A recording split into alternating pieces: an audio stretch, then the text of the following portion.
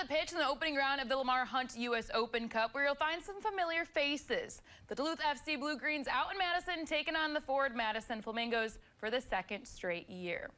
But led by a new head coach, Tomas Pazzo, making his Duluth debut with the Blue Greens.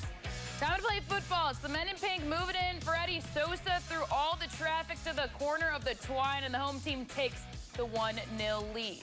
But out of the break, Duluth FC gets a big break. Mario Fernandez on the second chance opportunity right past the Flamingos goalkeeper, and just like that, we've got a tie game in Madison. About 10 minutes later, Madison seeking another strike. It's Eddie Mandroma responsible for that one, restoring their lead in their team's capital. It's 2-1. Madison's lead continued to grow, finding the back of the net 3 more times. Duluth FC falls 5-1 to Ford Madison.